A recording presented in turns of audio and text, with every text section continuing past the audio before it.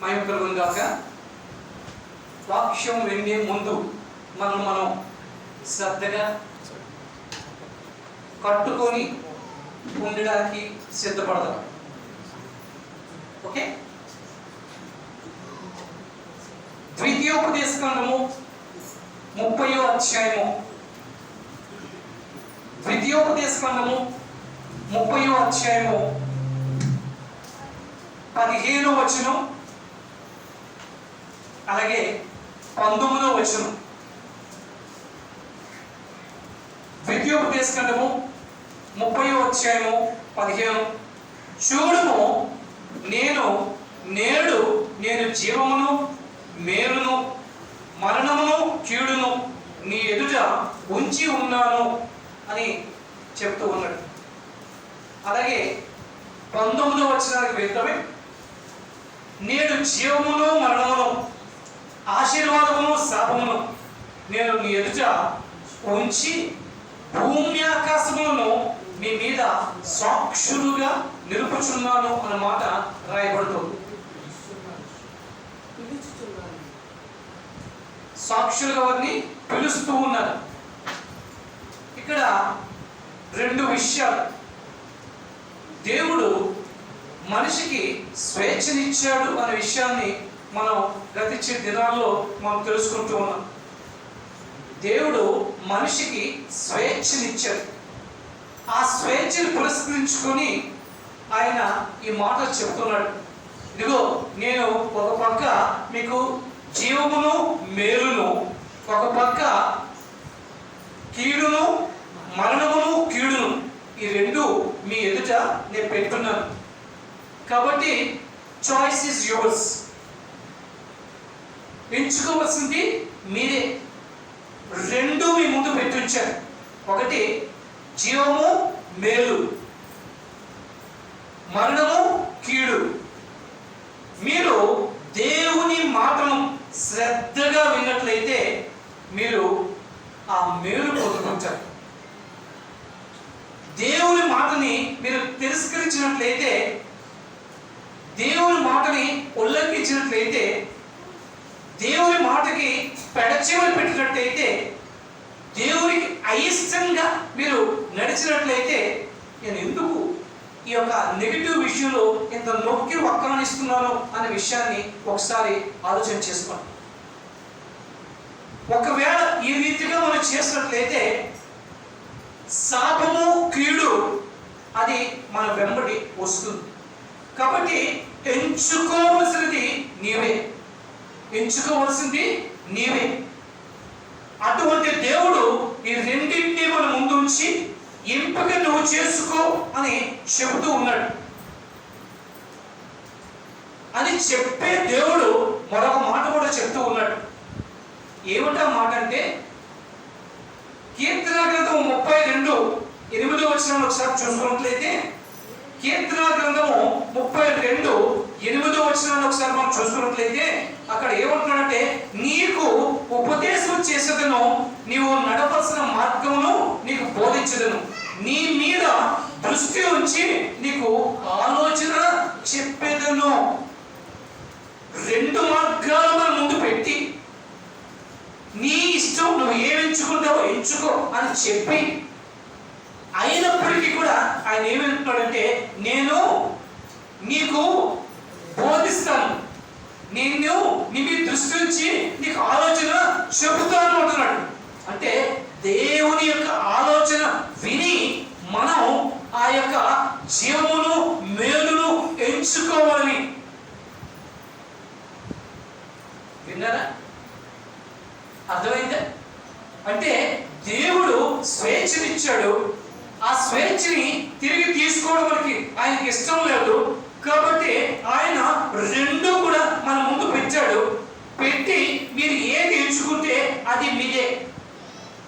మీరు నా మాటలు విని నా ఆజ్ఞలు పాటించి నేను చెప్పినట్టుగా చేసి జీవమును మేలును పొందుకుంటారో, నా మాటలు తిరస్కరించి నన్ను కాదని నా మాటలు పెడచెవిన పెట్టి కీడును మరణమును పొందుకుంటారో మీ ఇష్టం.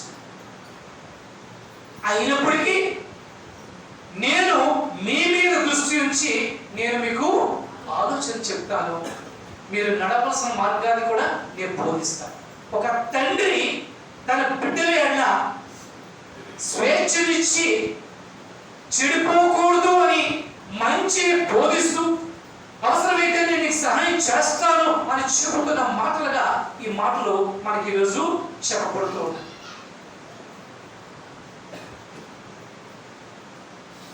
గలతీయులకు రాసిన పత్రిక 6వ అధ్యాయము 7వ మాట చూద్దామా? గలతీయులకు రాసిన పత్రిక 6వ అధ్యాయంలో 7వ మాట ఏం రాయబడుతుందంటే, మీరు మోసపోకుడి, దేవుడు వెక్కిరింపబడు, మనుషులు ఏమి విత్తునో ఆ పంటనే కోయును. దేవుడు రెండు మన ముందు పెట్టాడు. ఎంచుకోమన్నాడు. ఎంచుకునే ముందు నీకు నేను ఆలోచన కూడా చెప్తాను సుమా, నువ్వు నడవాల్సిన మార్గాన్ని కూడా నీకు బోధిస్తాను సుమా అని చెప్పాడు. అయినప్పటికీ మనం మన స్వ ఇచ్చ ద్వారా మన సొంత బుద్ధి మీద ఆధారపడి మనకి నచ్చిన రీతిని మనం వెళ్ళినట్లయితే ఏ విత్తనం వేస్తే ఆ పంటే కోస్తాం, అంతే తప్ప దేవుడు ఏమాత్రం కూడా నిందింపబడడానికి వీలు లేదు. కాబట్టి దేవుడు మోసపోకుడి, దేవుడు వెక్కిరింపబడడు. మనందరి యొక్క దౌర్భాగ్య స్థితి ఏమిటంటే, మనకి ఏమైనా కష్టం వచ్చినా, నష్టం వచ్చినా, ఇబ్బంది వచ్చినా వాటన్నింటినీ దేవుడి మీద మనం తోసేస్తూ ఉంటాం. ఎందుకంటే దేవుడు మమ్మల్ని కనికరించలేదు, దేవుడు మనల్ని సరిగా చూడలేదు, దేవుడు మన మీద దృష్టి పెట్టలేదు. అందుకే చెప్తున్నాడు అపొస్తలుడైన పౌలు, తెలుసుకో దేవుడు వెక్కిరింపబడడు, దేవుడు ఆ నింద తీసుకోడు. నువ్వు ఏది కోస్తావు, ఏది విత్తుతావో అదే కోస్తావు. అంటే నువ్వు చేసిన పనికే నీకు ప్రతిఫలం ఉంటుంది. నీకు ఎంచుకోమని చెప్పాను, అవసరమైతే నా దగ్గరకు వస్తే నేను ఉపదేశం చేస్తానని చెప్పాను, నువ్వు ఏ మార్గంలో వెళ్ళాలో కూడా నీకు నేర్పాను.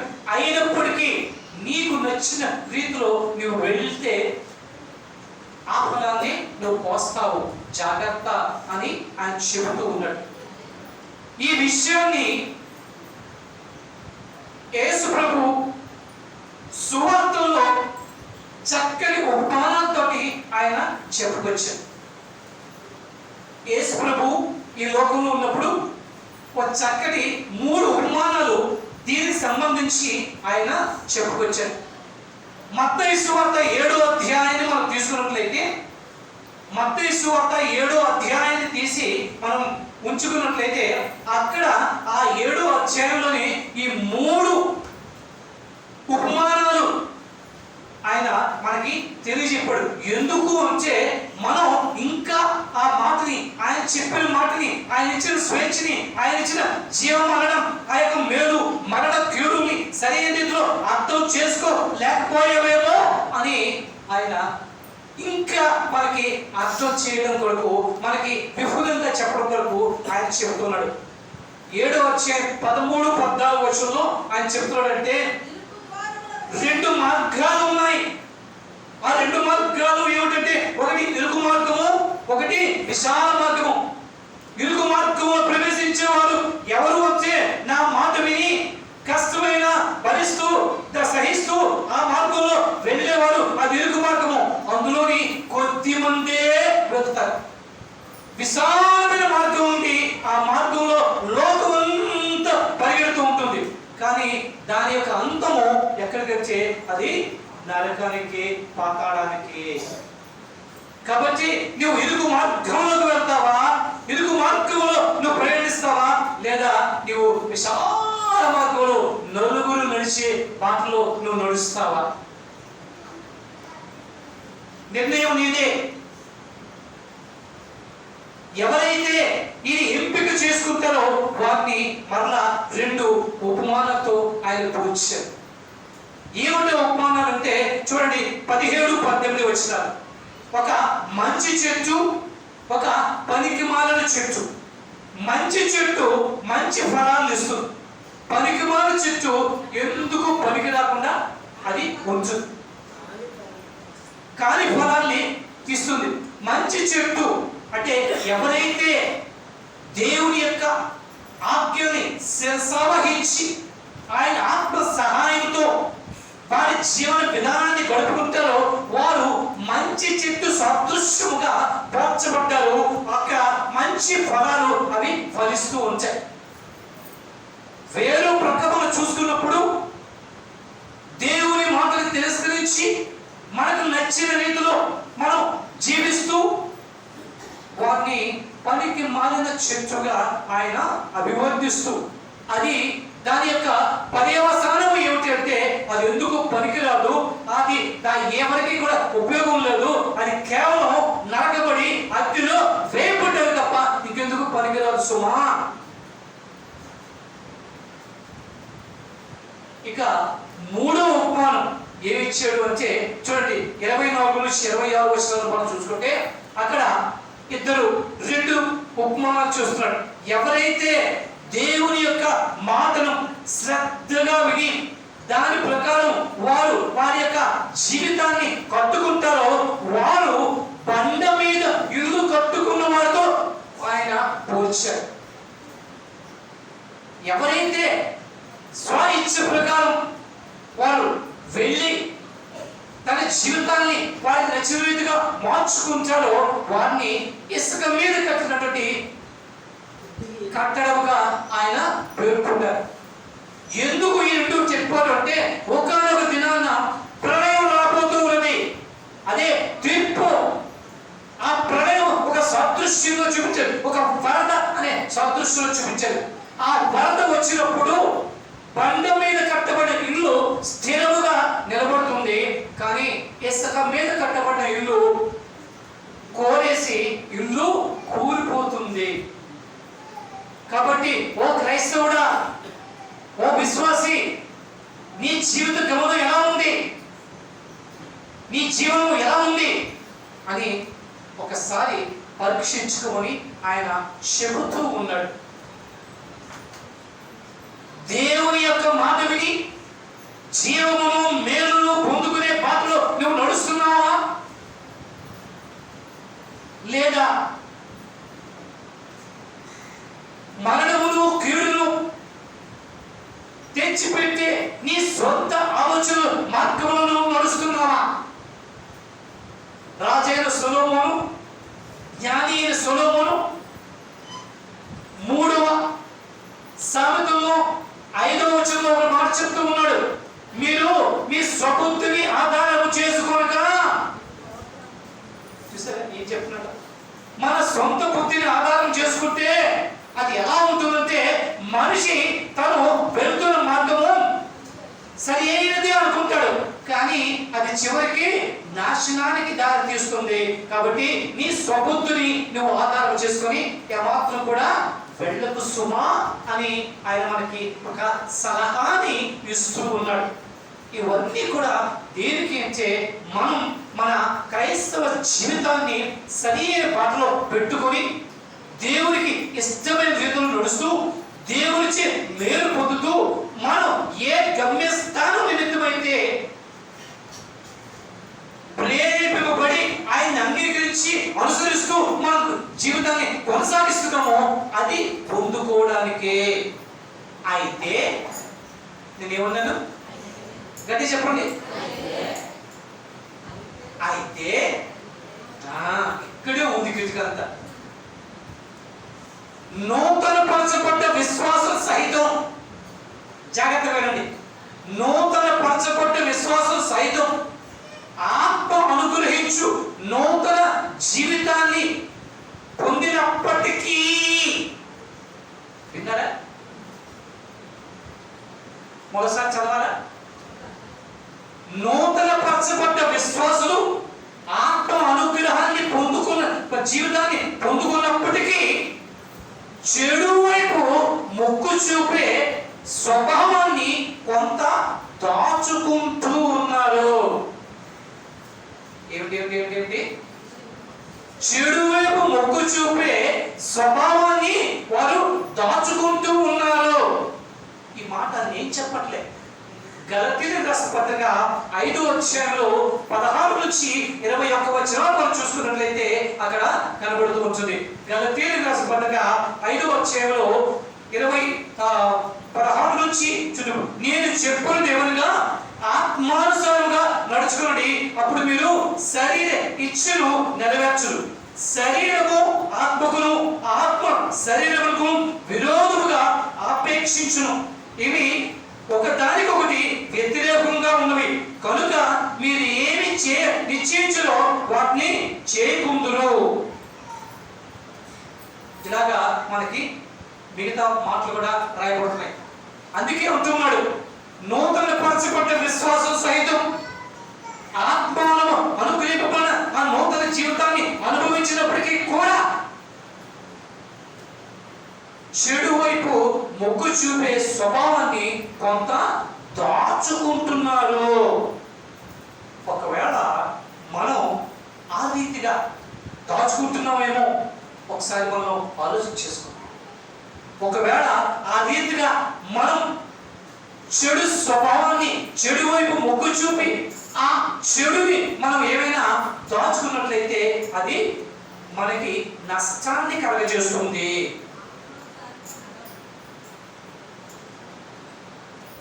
పులిసిన పిండి కొద్దిగా అయినా పిండి అంతటి కూడా అది ఏం చేస్తుంది? కొద్దిగా పాపాన్ని మనం దాచుకున్నప్పటికీ మన పరిశుద్ధ జీవితం అంతా కూడా కళంకితమైపోతుంది సుమా అని మనం జాగ్రత్త పడాలి. కారణం ఏమిటి అంటే 2వ తిమోతికి రాసిన పత్రిక 3వ అధ్యాయంలో 2వ తిమోతికి రాసిన పత్రిక 3వ అధ్యాయంలో అపోస్తలుడు పౌలు ఈ మాటలు చెబుతూ ఉన్నాడు. అంత్య దినములలో అపాయకరమైన దినములు కాలములు వచ్చునని తెలుసుకున్నాము.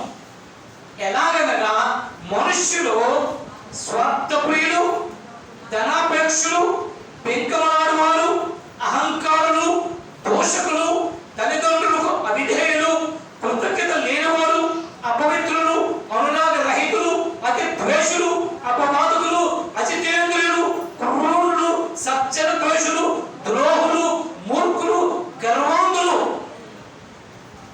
కాకుండా ఇంతగా వేరే యొక్క బైబిల్ దేవుని కంటే సుఖానుభవం ఎక్కువగా ప్రేమించువారు. పైకి భక్తి గలవారుగా కనబడతారు, కానీ ఆ భక్తిలో ఉన్న శక్తిని వారు పొందుకోలేనటువంటి స్థితిలోని ఈ చివరి దినాల్లో జనులు ఉంటారు. అపవాది ఆ విధంగా వారిని ఏం చేస్తాడు? నడిపిస్తాడు, మోసం చేస్తాడు. జాగ్రత్త. అయితే మీరు అడగవచ్చు, దేవుడికి నా నడక, నా ఆలోచన, నా సమస్తము తెలుసని మీరు చెప్పేస్తూ ఉంటారు కదా. ఒకవేళ నేను తప్పుడు మార్గంలో వెళ్తే ఆయన నన్ను పెగ పట్టుకొని లాగి వేరే మార్గంలో, సరైన మార్గంలో పెట్టలేడా అని మీరు అడగవచ్చు. పెట్టడు, ఆయన పెట్టడు. కారణం ఏమిటంటే ఆయన ఇందాక చెప్పాము ద్వితీయోపదేశకాండం 30వ అధ్యాయంలో ఆయన చెప్తాడు, 2 నీ ముందే పెట్టారు. 2 నీ ముందే పెట్టారు. నిర్ణయం తీసుకోవాల్సింది నువ్వు నిర్ణయం తీసుకున్న తర్వాత నీ స్వేచ్ఛని, నీ స్వతంత్రాన్ని నేనేమాత్రం కూడా హరించను. కాకపోతే పక్క నుండి బుద్ధి చెప్తానంతే అని ఆయన చెబుతూ ఉన్నాడు. అందుకే ఏమన్నాను ఇందాక? ఏమన్నాను? ఇప్పుడు అందుకే అపోస్తలుడు పౌలు ఒక ప్రశ్న వేస్తున్నాడు. అపోస్తలుడు పౌలు ఒక ప్రశ్న వేస్తున్నాడు. ఏమిటి ఆ ప్రశ్న అంటే చూడండి, 1 కొరింథీయుల పత్రిక 3వ అధ్యాయంలో 3వ వచనం. 1 కొరింథీయుల పత్రిక 3వ అధ్యాయంలో 3వ వచనం.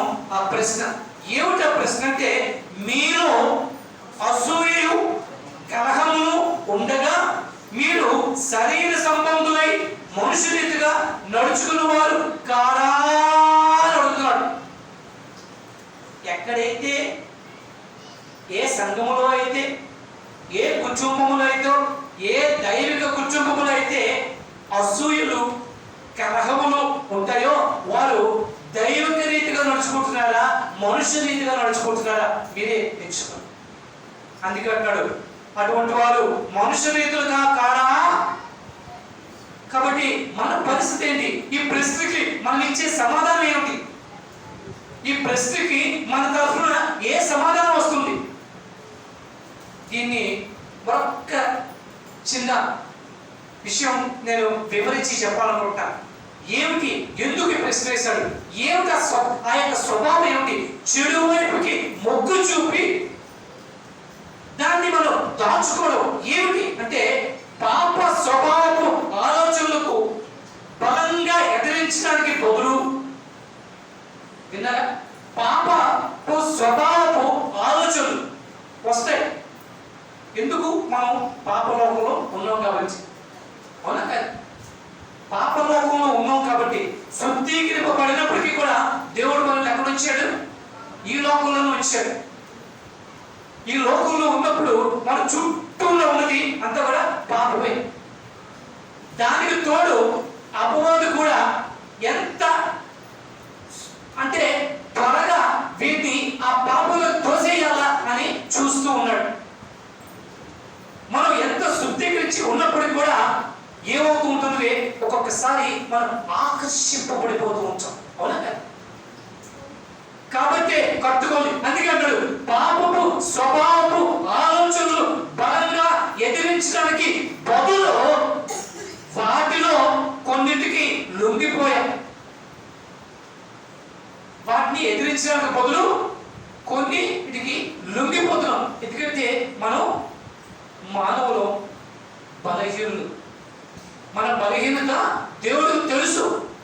అందుకే ఆయన మనం మొరపెట్టక ముందే, నీ బలహీనతలో బలము చేకూర్చే నిమిత్తం నేను నా ఆదరణకర్తని పంపిస్తాను అంటే, మన బలహీనతలో బలము ఇవ్వడానికి ఆయన తన చేతులు కూడా మనకి ఇస్తున్నాడు. అయినప్పటికీ మనం ఈ యొక్క బలంగా ఈ ఆలోచనని తోసివేయడానికి, ఎదిరించడానికి బదులు మనం వాటిని లొంగిపోతున్నాం. అలా అని మూర్ఖంగా అవిధేయతో జీవించకపోయినప్పటికీ, జాగ్రత్త వినండి, అలా అని మూర్ఖంగా అవిధేయతో జీవించకపోయినప్పటికీ, అంటే మూర్ఖత్వం లేదు, చక్కగా ఆత్మీయంగా ఉంటున్నాం, అన్ని బాగుంటున్నాయి. అయినప్పటికీ అనేక సందర్భాల్లో లోకంతో కానీ, శరీరంతో కానీ, అపవాదతో కానీ రాజీ పడిపోయే పరిస్థితులు ఏర్పడుతున్నాయి. రాజీ పడిపోయే పరిస్థితులు ఏర్పడుతున్నాయి. అలా రాజీ పడుతూ, ఒకవైపు రాజీ పడుతూ దేవుని ప్రజలతో పాలి భాగస్తులు అవడానికి ముందుకు వచ్చేస్తుంది. అవునా? అర్థమైందే? ఇటువంటి గుణలక్షణాలను మనం అదుపులో ఉంచుకున్నాం.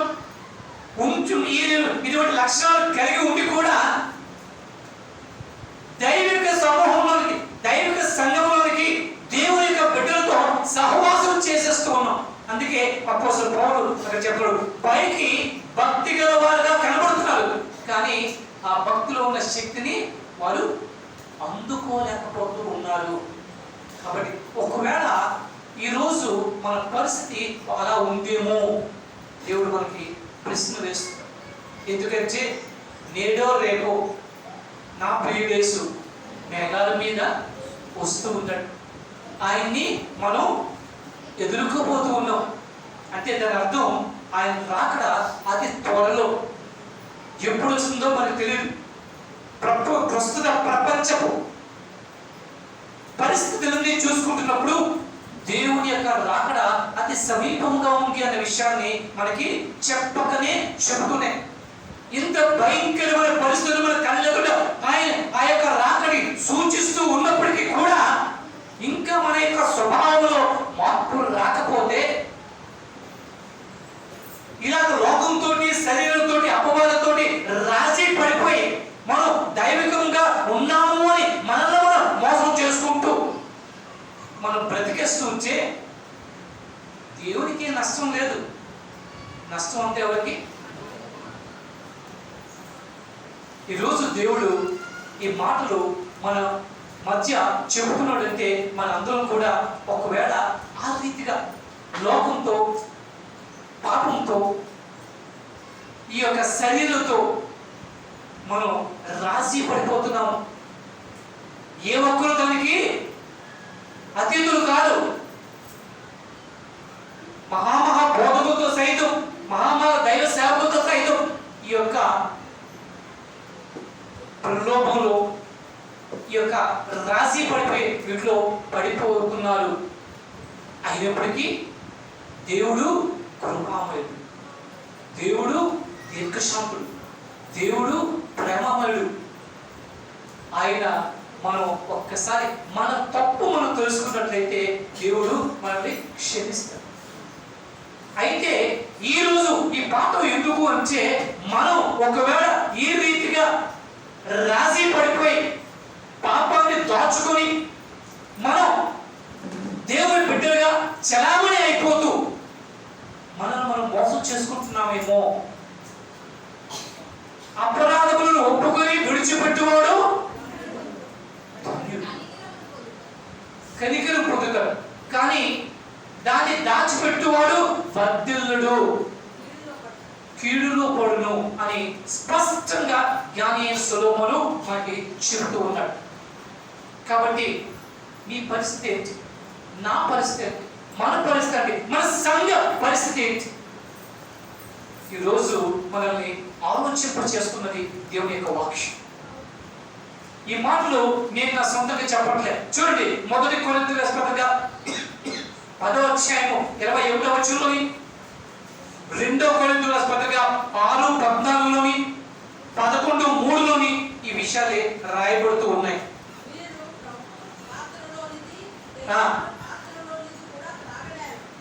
1 కొరింథీయుల పత్రిక 10వ అధ్యాయం 21వ వచనంలో ఏం చెప్పబడుతుంది? మీరు ప్రభు పాత్రలో ఉంది, దెయ్యముల పాత్రలో ఉంది, రెండు కూడా తాగలేరు. ఏదో ఒకటే. మనం దేవుని బిడ్డలుగా చెప్పుకుంటూ శరీరముతోటి, పాపముతోటి, అపవాదతోటి రాజీ పడిపోయి మనం జీవిస్తున్నట్లయితే దానికి సాదృశ్యం ఏదో తెలుసా? 2 పడవల మీద కాళ్ళు వేసి 2 తలంపులతో మన జీవితాన్ని జీవించు, 2 మనసులతోటి దేవుని జీవితాన్ని నడుపుకోవడం. ఈ 2 అన్న విషయాలతో మనం ఉన్నట్లయితే దేవుడు హర్షించు. నష్టపోయేది మనమే. ప్రకటన గ్రంథానికి వెళ్తే ఆయన ఏమంటున్నాడు? మీరు నులువెచ్చగానే ఉండండి, లేదా చల్లగానైనా, మీరు వెచ్చగానైనా ఉండండి, చల్లగానైనా ఉండండి, అంతేగాని నులువెచ్చని స్థితిలో ఉంటే నేను మిమ్మల్ని నా నోట్లోంచి కుమ్మి వేస్తాను అన్నాడు. ఇదే నులువెచ్చని స్థితి. ఏది అంటే దేవుని అంగీకరించి, దేవుని ఆత్మ అనుభవంతులు పొంది, శారీరకంగాను లోకంతో, పాపంతో మనం రాజీ పడిపోవడం, ఇది నులువెచ్చని స్థితి. ఈ నులువెచ్చని స్థితిలో మనం ఉన్నామేమో ఒకసారి మనం పరీక్షించుకో. మన హృదయం దోషారోపణ చేసినట్లయితే ఆయన సముఖంలో మనం ఆర్తనాదం చేసి, విజ్ఞాపన చేసి విన్నవించుకుంటే ఆయన క్షమిస్తాడు. ఒకవేళ నాకేం లేదు, నేను బాగున్నాను అని మన అపరాధులు కప్పుకుంటూ దేవుని సమూహంలో నడిచి వెళ్ళిపోతున్నట్లయితే నష్టం ఏమిటో తెలుసా? దాని పర్యవసానం 1 కొరింథీయుల పత్రిక 6వ అధ్యాయంలో 9-10 వచనాలు. 1 కొరింథీయుల పత్రిక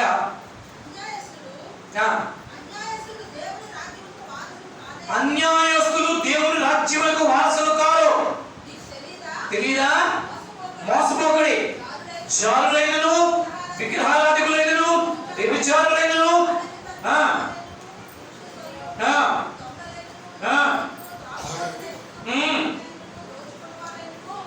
దేవుని రాజ్యములకు వారు వారసులు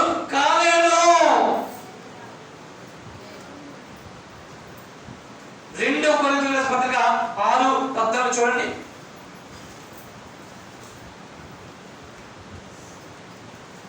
మీరు అవిశ్వాసులతో జోడీగా ఉండబడి నీతికి దుర్నీతితో ఏమి సాంగత్యం, వెలుగులకు చీకటితో ఏమి పొత్తు, క్రీస్తులకు బెలియాలతో ఏమి సంబంధం, అవిశ్వాసతో విశ్వాసికి పాలక్కడ. దేవుని ఆలయములకు విగ్రహంతో ఏమి పొందక మనము జీవం గల దేవుని ఆలయమై ఉన్నాం. అలాంటి వారిని మనం దేవుడు కావాలి,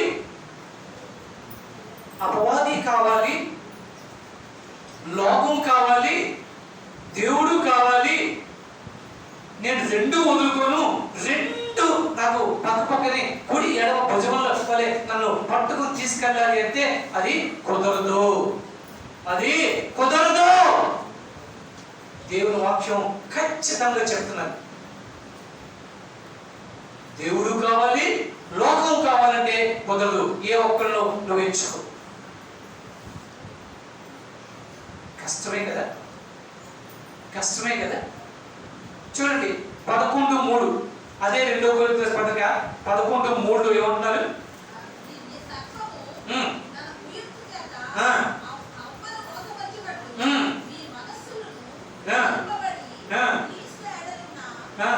సరళత నుండి పవిత్రత నుండి ఎట్లయినా తొలగిపోలేమో అని భయపడుతూ ఈ మాటలు రాస్తున్నాడు. ఒకవేళ ఈ విధంగా ఉంటే సర్పము యొక్క కుయుక్తి వల్ల మనం తెలియకుండానే జారిపోయే ప్రమాదం ఉంది. దీనికి మరలా సువార్తల్లోనే ఒక ఉపమానాన్ని చూపించారు. దేవుని యొక్క రాకడ సమయంలో ఒక 10 మంది కన్యకలు దివిటీలు పట్టుకొని ఆయన రాకడకు ఎదురు చూస్తూ ఉన్నారు. ఒక 5 కన్యకలు దివిటీల్లో నూనె పోయడం మాత్రమే కాకుండా వారు స్టాక్ కూడా పెట్టుకున్నారు. ఆయన రాకడ కొంచెం ఆలస్యం అయ్యేసరికి 10 మంది దివిటీలు ఆరిపోయాయి. ఆయన వస్తున్నాడని కబురు తెలిసిన వెంటనే ఈ 5 ఎవరైతే స్టాక్ తెచ్చుకున్నారో వారు వెంటనే వారి యొక్క బుడ్డీల్లోని ఆ దీపాలు వేసుకుని వెంటనే వెలిగించుకున్నారు. వారిని బుద్ధిగల కన్యకలు అని చెప్పి అన్నారు. ఎవరి దగ్గర అయితే ఆ స్టాక్ లేదో వారు ఏమి చేయలేకపోయారు. బుద్ధి లేని కన్యకులు చెప్పడం. వారు వచ్చి అడుగుతున్నారు, మాకు కొంచెం ఇవ్వా అంటే వాళ్ళు ఏం చెప్తున్నారు, మీకు మాకు ఇది సరిపోదు, వెళ్ళి కొనుక్కు తెచ్చుకోడు. అంటే అక్కడ పర్యవసానం ఏమైంది? ఆయన వచ్చాడు, బుద్ధిగల కన్యకల్ని ఆయన తీసుకెళ్ళాడు, బుద్ధి లేని కన్యకలు వదిలివేయబడ్డారు. ఇది ఒక ఉపమానంతో చెప్పబడిన మాట. ఒకవేళ లోకంతో పాపంతో శరీరంతో మనం రాజీ పడిపోతూ మన జీవితాన్ని కొనసాగిస్తుంటే మనం బుద్ధి లేని కన్యకల వలె మనం ఉంటాం. కానీ వాక్యం నా దగ్గరకు వచ్చిన వెంటనే దాంతో నేను సరి చేసుకుని నా యొక్క దివిటీని ఆయన యొక్క పరిశుద్ధాత్మని ఆ యొక్క నూనెతో నింపుకుని వెలిగించుకున్నట్లయితే ఆయనతో పాటు నేను ముందుకి నేను వెళ్ళగలను. హల్లెలూయా, హల్లెలూయా. కాబట్టి మనం జాగ్రత్త. మనం ఇటువంటి స్థితిలో ఉన్నట్లయితే మనం దేవుని నుంచి, దేవుని రాజ్యం నుంచి బహిష్కరింపబడతాం, త్రోసివేయబడతాం. ఎందుకు మనం అందులోకి ప్రవేశించలేం. కాబట్టి హెచ్చరిక ఏంటి? హెచ్చరిక. ఎందుకు హెచ్చరిక ఇస్తారు? హెచ్చరిక ఎందుకు ఇస్తారు? మనం ప్రమాదం అంచులో ఉన్నాము, ప్రమాదం జరగబోతుంది, ఆ ప్రమాదం నుండి తప్పుకోండి అని తెలియచెప్పేది హెచ్చరిక. ఏమిటా ప్రమాదం? మనం దేవుళ్ళో ఉంచు అపవాది చేయి పట్టుకునేవారు. ఈ రెండు సంభవమా? నిజమా కాదా నేను మీకు చెప్తాను. ఏనాడైతే కలువరి శిలువలో యేసయ్య తన రక్తాన్నంతటిని కూడా ప్రోక్షించి, తండ్రి నీ చిత్త ప్రకారం ఇదిగో నా రక్తాన్ని ప్రోక్షించానని చెప్పి తన ఆత్మని తండ్రికి అప్పగించాడో, వెంటనే తండ్రి అయిన దేవుడు మానవుల యొక్క పాపానందరినీ తీసుకొచ్చి ఆయన భుజస్కంధాలపై పెట్టి చెయ్యి వదిలేశాడు. భుజస్కంధాలపై పెట్టి పెట్టడంతో ఆయన ఏమయ్యాడు? అయ్యాడు. మన కొరకు ఆయన పాపిగా చేయబడ్డాడు. పాపిని ఆయన తాకలేడు, ఆయన చేయి విడిచాడు. ఆ ఒక్క క్షణం చేయి విడిచినప్పుడు ఆయన ఏం ప్రార్థన చేశాడు? లమా లమా సబాక్తని, నా దేవా నా చేయి ఎలా విడిచితివి. ఆ ఒక్క ఎడబాటుని ఆయన భరించలేకపోయింది. మనం ఇటు అటు పట్టుకొని ఉండాలంటే అది సాధ్యమా? ఆలోచించాం. కాబట్టి హెచ్చరిక, దేవుని సంతోష పెట్టలేని వాటన్నిటి నుండి తమను తాము శుద్ధి చేసుకుని విశ్వాసం నుండి తొలగిపోయే ప్రమాదం ఉంది. జాగ్రత్త.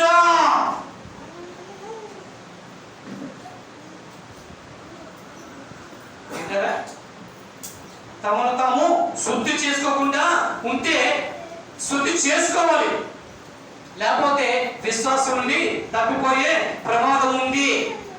నేను చెప్పట్లేదు. రోమీయులకు రాసిన పత్రికలో అపోస్తలుడైన పౌలు 14 నుంచి 16 వచనంలో ఆయన చెబుతూ ఉన్నాడు. రోమీయులకు రాసిన పత్రిక 6వ అధ్యాయంలో 14 నుంచి 16 వచనాల్లో ఆయన చెబుతూ ఉన్నాడు ఈ మాటలు.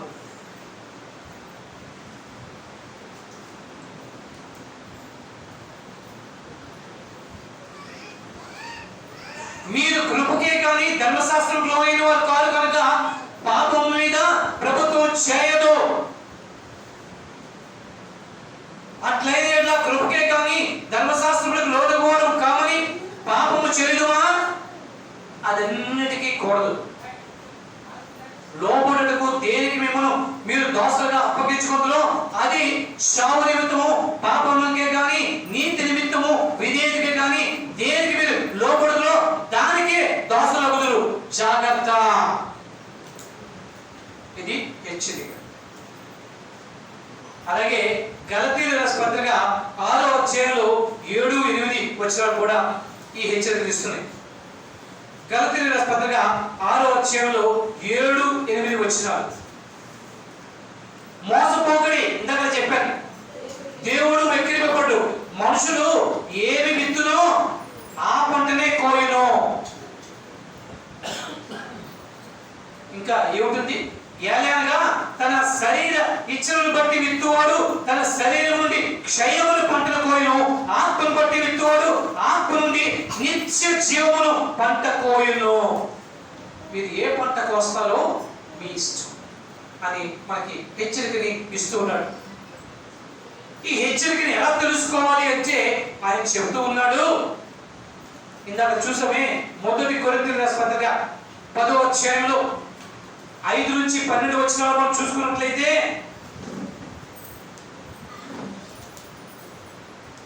ఇశ్రాయేలు ప్రజలు పాపానికి దేవుడికి వ్యతిరేకంగా నడిచి శిక్షింపబడ్డ వారి యొక్క దృష్టాంతాల్ని అపోస్తలుడైన పౌలు మన ముందుంచి మనం జ్ఞాపకం చేసుకోవాలని చెప్పి ఆయన చెబుతూ ఉన్నాడు.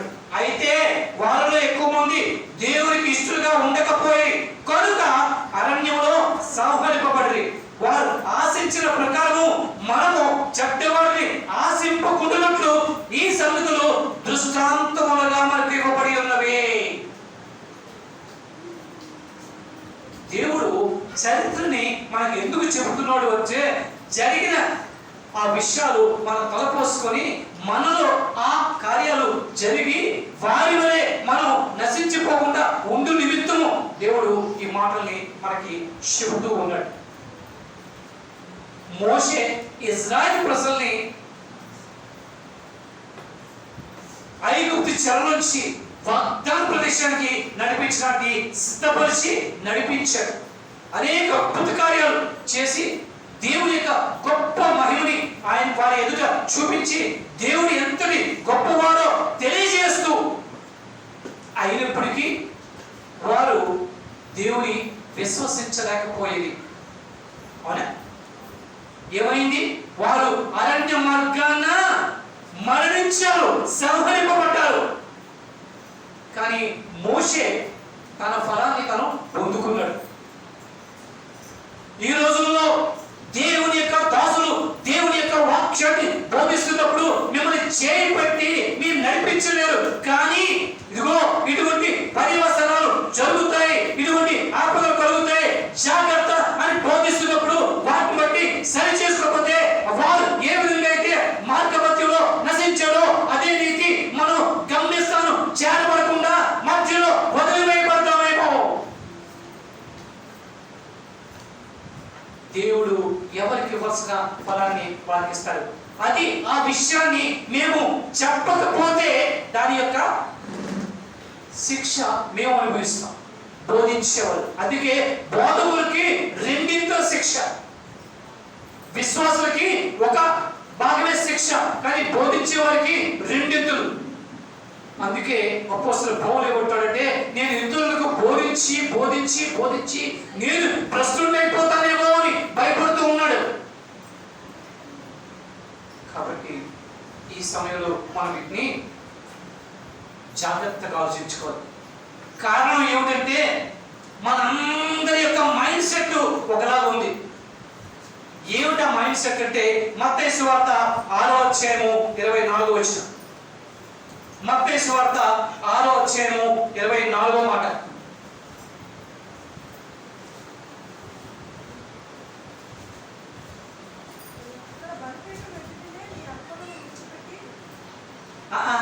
అధ్యాయం 24, ఎవడును ఇద్దరు యజమానులకు దాసుడుగా ఉండలేడు. అతడు ఒకరిని ద్వేషించి ఒకరు ప్రేమించును, లేదా ఒకరి పక్షులుగా ఒకరిని తృణీకరించును. మీరు దేవునికి సిరికి దాసులుగా ఉండలేరు. సిరి అంటే లోకం, ధనదాహం, మోహం, శరీరిచ్చులు. అటు దేవుడికి దీనికి రెండింటికి దాసత్వం వహిస్తాం. రెండు మనకు కావాలి, రెండు నిర్లబ్ధం అంటే అది కుదరదు. మనం వికట కవలం కావు.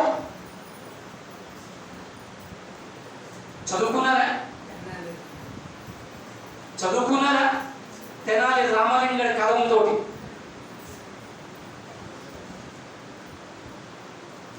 అలాగే మనం జరగదు. మన వల్ల ఏదో ఒకటే, ఇరుకు మార్గమా విశాల మార్గమా? దేవుడు చెప్తున్న మాట, అపోస్తలుల యొక్క భయం ఏమిటో తెలుసా? ఇరుకు మార్గంలోనే మనం ప్రయాణం చేస్తున్నాం. అలాగా ఇరుకు మార్గంలోనే ప్రయాణం చేస్తున్నాం, కానీ మన దృష్టి విశాల మార్గం వైపు పరిగెత్తున్న వాళ్ళ వైపు అలా ఉంటున్నారు. దృష్టి ఎటుంది? అలాగా మనం అటు చూస్తూ పరిగెడుతూ ఉంటాం. పరిగెడుతూ ఉండేసరికి ఏమవుతుంది? ట్రాక్ దాటిపోతాం. అవునా? జాన్, నువ్వు పరుగు పందాలకు వెళ్తూ ఉంటావు, ట్రాక్ దాటితే ఏమవుతుంది? క్వాలిఫై అవడు. మనం ఆ రీతిగా ట్రాక్ దాటిపోయే ప్రమాదం ఉంది. ఇది దేవుడు ఈ రోజు మనకి హెచ్చరిస్తూ సరిచేసుకో. ఇప్పటికైనా నీ మార్గాన్ని మరలా తిప్పుకొని ఆయన మార్గంలో నడవడానికి ప్రయత్నించి సాధన చేయాలి. ఇదేం చేయాలి? సాధన చేయాలి. సాధన లేకుండా జరగదు. అహోరాత్రులు దీని గురించి మనం సాధన చేయాలి. చేయగలిగినప్పుడే మనం ఆ గమ్యస్థానాన్ని చేరగలుగుతాం. అందుకే అపోస్తలుడు పౌలు ఈ యొక్క క్రైస్తవ జీవితాన్ని ఆయన పరుగు పందెంతో పోల్చారు. పరుగు పందెంలో పాల్గొనే వారు ఎంతో సాధన చేస్తారు. అవునా? సాధన చేసి పరిగెడతారు. అయితే ఈ లోకమైన ఈ పరుగు పందెంలో కష్టపడితే పరిగెట్టిన వాళ్ళందరిలోకి ఒక్కరికే బహుమానం ఉంటుంది. కానీ ధైర్యం, ఈ యొక్క పందెంలో సక్రమంగా ట్రాక్ లో నియమానుసారం పరిగెత్తిన వారికి అందరికీ బహుమానం ఉంది. అలాగే చెప్పరా, గట్టిగా చెప్పండి గట్టి. ఆయన జీవ కిరీటాన్ని ఇస్తాడు ఆ పలుకు పొందులో గెలిస్తే. కావాలా ఆ పలుకు, ఆ జీవ కిరీటం కావాలా? ఆలోచించు. మీ ముందే ఉంచాను. మరొకసారి ఆ యొక్క ద్వితీయోపదేశకాండం 30-15 వచనాన్ని మరొకసారి చూసుకుందాం. 15 కాదు, మనం ముందు అది చూసుకుంటూ 19వ వచనం చూద్దాం. 19-20 చూడు, 19 అనుకుంటా.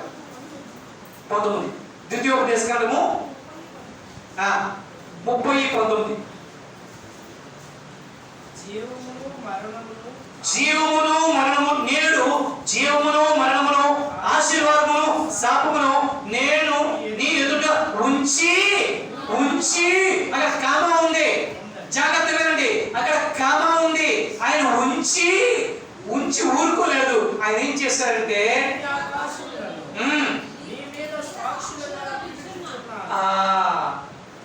మనం తప్పించుకునే వీలు లేదు. దేవుడి దగ్గర బుకాయించడానికి అవకాశం లేదు. మన మీద ఈ భూమి ఆకాశములు అన్ని కూడా సాక్ష్యం పలుకుతాయి. నాకు ఇది తెలియదు అంటే కుదరదు.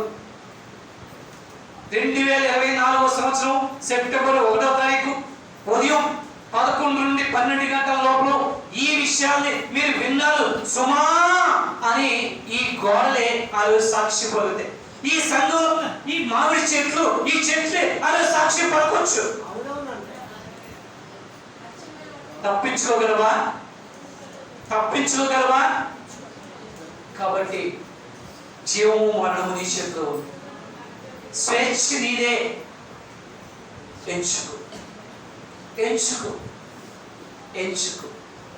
ఎంచుకుంటే సహాయం చేయడానికి దేవుడు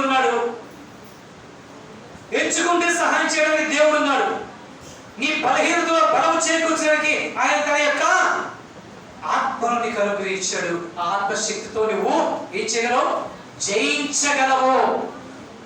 జయించగలవు. అందుకే అంటున్నాడు ఆయన 32 కీర్తన 9వ వచనంలో, నీ మీద దృష్టి ఉంచి నేను నీకు ఆలోచన చెప్పుతాను, నీవు నడవలసిన మార్గాన్ని నేను బోధిస్తాను. అక్కడతో ఆగిపోలేదు. 9లో ఏమంటున్నాడు? అయినప్పటికీ కూడా మీరు గుర్రముల వలెను గాడిదల వలన కూడా మీరు ప్రవర్తించొద్దు. వాటిని సాధు చేయడానికి వాటి మూతులకి కళ్ళేలు బిగిస్తూ ఉన్నారు. అలాగా నేను ఈ నియమం అనే కళ్ళాన్ని మీ ముందు బిగించడానికి మీరు ఒప్పుకోండి. అప్పుడు మీరు మార్గం తప్పుకోకుండా మీరు ఉండగలుగుతారు. మనం మన దేవుని చేతికి సమర్పించుకున్నప్పుడు ఆ కళ్ళు మరి ఆ వాటిని మన మీద వేసి ఆయన మనల్ని తన అదుపులో తీసుకుంటాడు. అందుకే ఏమంటాడంటే, మీరు నా కాడిని ఎత్తుకుని అలవాటు చేసుకోండి. యేసుప్రభువు ఏమన్నాడు? నా కాడిని ఎత్తుకుని తెచ్చుకోండి. ఎందుకు? నా కాడి భారము కాదు, నా కాడి సులువుగా ఉంటుంది.